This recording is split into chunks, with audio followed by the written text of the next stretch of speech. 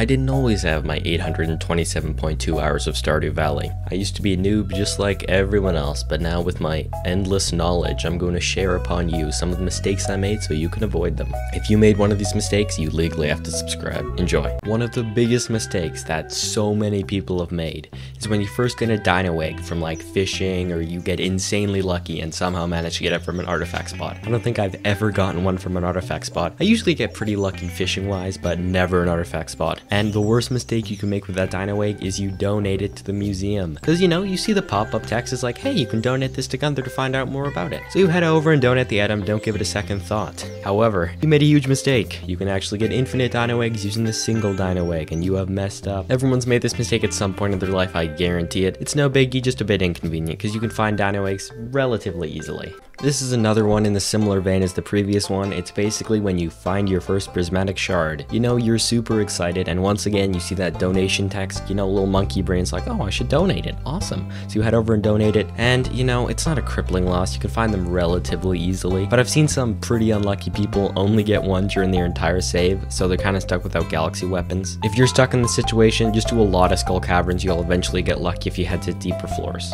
Now we're heading into the territory of mistakes I didn't personally make, but I've seen other people make. So when you find your first ancient seed, you donate it to the museum, and you go and think, I wonder if I should plant this ancient seed. And you think, well, no, what if I can't get another one? I'm gonna save it. Obviously, this is a huge mistake. You don't want to do it. Ancient seeds aren't insanely difficult to find. You can find them pretty easily just farming bugs on the earlier floors of the mine. So if you do end up losing it, you can get another one without a huge amount of hassle. And when you do plant your ancient fruit, assuming you planted it before it dies, you can get at least one fruit out of it. Once you reach farming level 9, you can just put that fruit into a seed maker and get a bunch more ancient seeds. So basically, just plant the ancient seed as long as you're not too far into the year, because if you do plant it before it can fully grow, it will die and you won't get an ancient seed, which again isn't a huge disaster, but it is a mild inconvenience. So in the early game of Stardew Valley, money is pretty critical. I mean, even in the end game of Stardew Valley, it's critical. You use it to buy pretty much every item you could possibly think of. The return scepter, potato seeds, anything like that. However, in the early game, when you are pretty low on money, you should not just be randomly selling every item you get willy-nilly, because you never know when you might need said item. For example, just don't sell fiber or sap. There's just no need. They sell for practically 0 gold. There are some decent recipes later on that you can use them with, like fiber seeds if you want to craft other things, and for sap you can use it for fertilizer. So those are just 2 smaller examples for the early game, but basically just don't sell everything. Keep at least 1 copy of every single item you find. That way, in case you need it, you don't have to go hunting around for it for hours.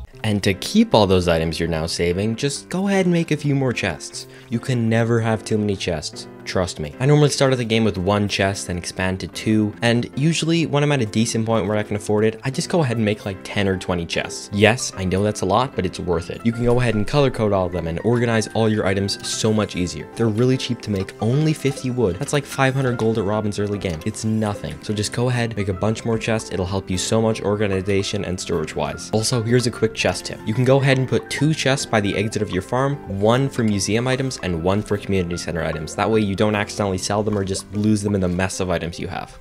Let me tell you, from my own personal experiences, there is nothing, and I mean nothing, more frustrating in Stardew Valley than being 1 item away from the community center completion, and it's an item on the opposite side of the season rotation. So just make sure you plan ahead and look at everything in the community center so you don't miss 1 item, because that 1 item later on could screw you over so hard. For example, let's just say you forgot to get a Moreel. Now you're just screwed. You have to wait until the season where you can get Moreel, and if you've already passed like spring, wherever it spawns in, you have to wait all the way until spring year 2. So just go ahead and make sure you plan properly. Remember, there's no pressure to do it. I just think it makes the game a lot more fun and less frustrating if you do run into this particular scenario.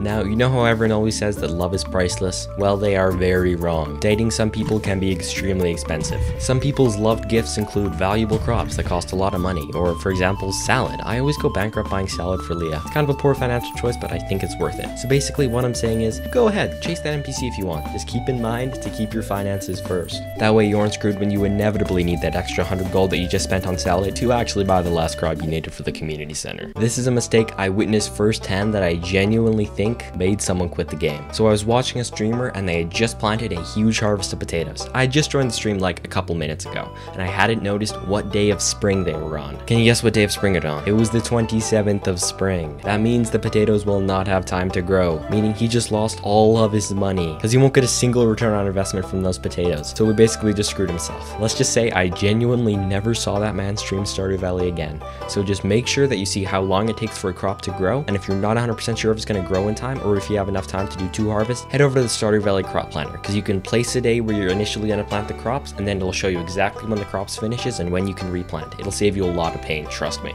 Now, a lot of people in Stardew Valley just kind of tend to take it very slowly and just kind of chill around. And hey, fair enough, I get it, that's your playstyle. I've always been a bit more of the kind of min-max a little bit, not hardcore, but I try to do things pretty efficiently, if not the most efficient way. And one thing I've noticed people do is where they just completely ignore the community center. And that's just really sad to me, because I think it's genuinely super fun to plan everything out and say, oh, okay, so on this day I need to catch this fish, and then after this crop will be finished so I can donate and then complete this bundle, which in theory should unlock this other bundle where I can donate this. I genuinely find that planning and strategizing super fun even when I do make small mistakes and forget items I need. And remember, this isn't me saying you should 100% do the CC and you'll have no fun without it. I'm just saying this is how I personally enjoy the game, and hey, you know, if you haven't taken the CC super seriously, give it a try. You might find a new playstyle you really like. And this is probably right here the biggest mistake I see so many people make every single day, and that is marrying Haley.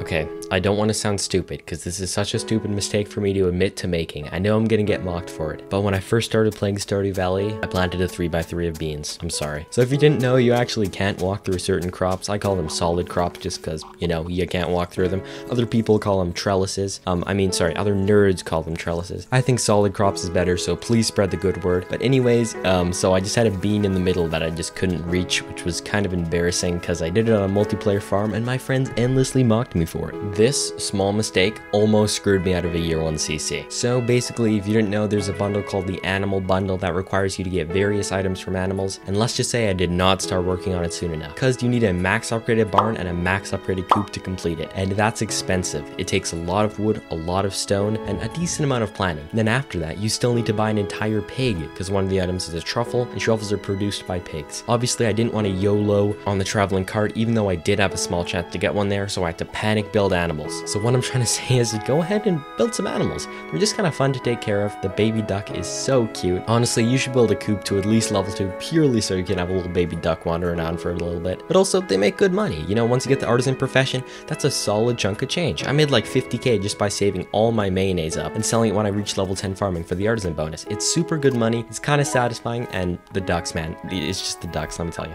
Now, this is a tip for IRL and in-game. So, if you didn't know, budgeting is very important because you need to be able to afford every item you need. Like, you need some milk IRL, you know, you need some bread IRL, you need that barn in Stardew Valley, you need those 100 strawberry seeds. So you need to make sure you have enough money to buy everything you need and cut out purchases that might not be worth it in the short term. For example, buying a fiberglass rod early game is a super good investment. Buying a wallpaper catalog might not be a best investment. Now, if you want to just play around and decorate, this is just my personal thought process coming from like a 10% min-maxer. And it'll also probably save you the pain of not having enough money to really buy that community center seed.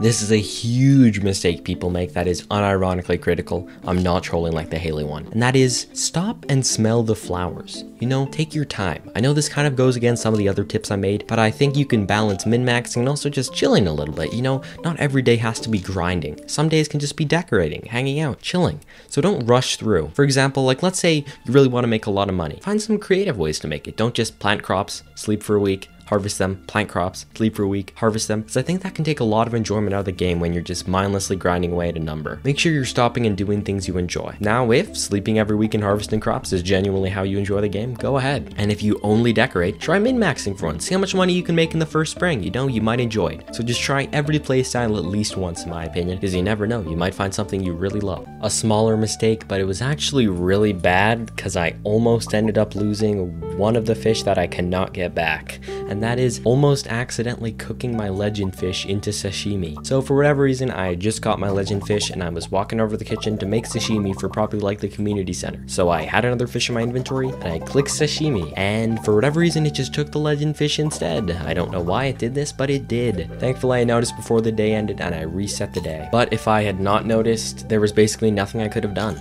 This isn't a mistake I made, it's a mistake I saw someone else make, but basically when they first went to the mines, they accidentally threw away their sword, and they could not get back into the Adventurers Guild to buy another one, because you need to kill 10 green slimes to unlock the Adventurers Guild, so there's basically nothing they could do. I suppose they could have just gone in and scythed slime to death, but that would have been really boring, so they couldn't do the mines until they found another glaive.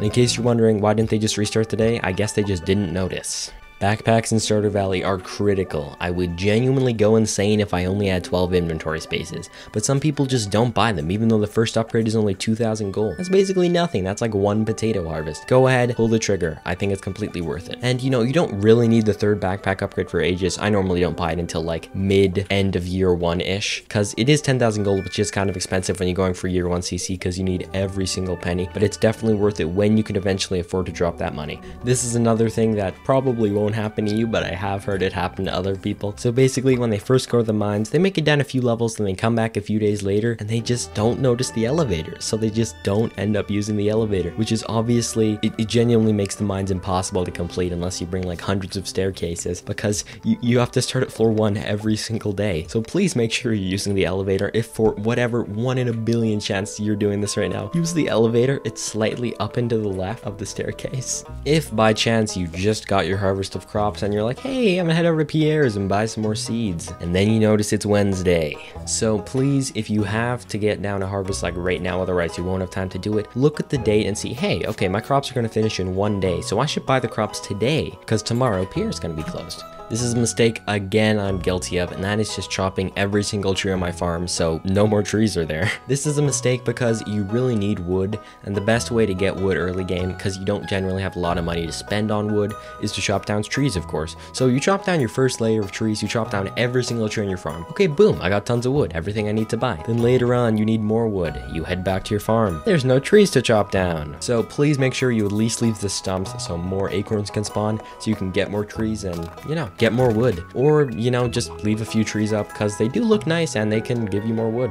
This is another tree related one and just goes to show how important wood is, because there's so many tips about trees in this video, and that is that you can actually plant trees basically anywhere on the map. Of course, you do have to be careful because NPCs can walk over trees, like Pam for example. She's unstoppable as shown by this TF video, but I like to personally plant them in the railroad, which unlocks on Summer 4th, or down below my farm near Marnie's Ranch, because there's just so much space. I also generally tend to use the desert for tapping operations, just because I don't go to the desert very often, so it doesn't get in my way like the other things would. This is more of a visual mistake and not really gonna affect your gameplay, but it triggers me so hard. So, you know, you're first making your character, you're putting your name, you know, Gug, putting the favorite thing box, subscribing, because that's what you should do, because we're shooting for 100k subs in 2022. And then in your farm type, you put in, hey, what's a nice name? You know what, I'll do Parsnip Farm. So you type in Parsnip Farm. Then later on in the game, you've been playing for ages, and you notice that it's now Parsnip Farm. You don't know how you notice this, but it's agony and it's so unsatisfying and it triggers me every single time I see it so bad.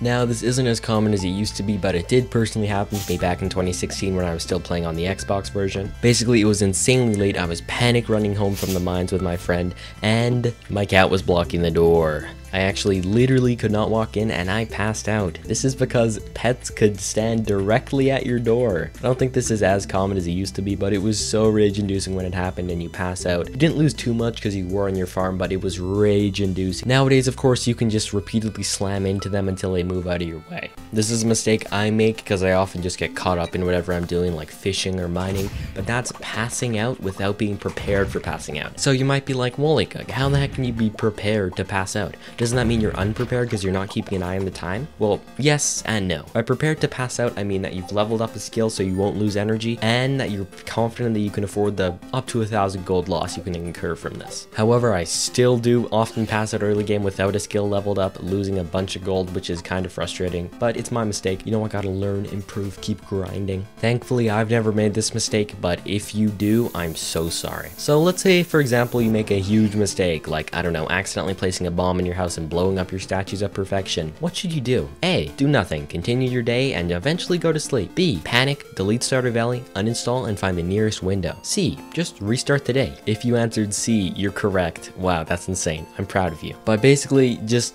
whenever you make a big mistake in Stardew Valley, just restart the day. I don't know why you wouldn't. I think some people might think it's kind of cheaty. I personally don't think it's cheaty at all. You know, if you make a big mistake that makes the game less fun for you, why would you not just restart so you can go back? When I thought of this entry, it was such a throwback to the old tips and tricks videos of Stardew Valley YouTube. Basically, it's that people did not know that when you upgrade a tool, you have to hold down the button longer to gain the benefits. For example, level 1 hoe, you hoe 1 tile. When you get a copper hoe, you hold down the button a little longer and you hold 3 tiles at once. However, some people did not realize that and still continued hoeing 1 by 1 manually. Assuming you don't animation cancel, this is obviously less efficient for energy, speed, everything. So if you're doing this by whatever chance, once again, 1 in a million, please make sure you upgrade your tools and remember to hold down the button to actually gain the benefits from spending all those valuable items on it. One of the best, if not the best, money-making method in the game is using artisan goods, like wine, cheese, jars, etc. And I don't see enough people using this. It's so easy, and I don't know why, I just find that ka-chunk, ka-chunk, ka-chunk, ka-chunk when you're loading a keg so satisfying. It makes amazing money, especially when you get level 10 farming and get the artisan good perk. That perk is broken. I can't believe it used to be 50%. That is just absurd. So make sure you're using artisan goods. They're great money. They do kind of make money super easy to get though, so if you don't want to use it, you know, fair enough. This is a tragic mistake and shows that sometimes you need to be a long-term thinker. When you first catch a legend fish and you're like, oh, this is probably going to be good money, and you sell it. However, you may have forgotten something. You cannot get the legend fish back now. You can only get 1 legend fish per player per save. That means if you're playing single player, you're completely screwed. You cannot get that fish back. So make sure you hang on to your fish. You know, get a little aquarium going for them. It looks really nice. It's better than like the 5k gold you'll make from selling them. Now, let's say you just got your fancy ancient seed you've been grinding for a little bit, or you just randomly found it in a treasure chest or in the mines, and it is around fallish, you know, around fall 10th, and you're like, oh heck yeah, let's go ahead and plant this. And let's just say you didn't read carefully enough, because that seed will now die and you will not get anything, and you'll have to go find another ancient seed. Not the end of the world, but really annoying. Now, most people actually do this in reverse, but I've actually heard stories of someone who did not realize you could use the shipping bin, because in most traditional RPGs or games kind of similar to Stardew Valley, you normally sell all your stuff to NPCs, so you just didn't really click for him that you could use the shipping bin. Kind of funny, but you know, whatever. Happens to the best of us.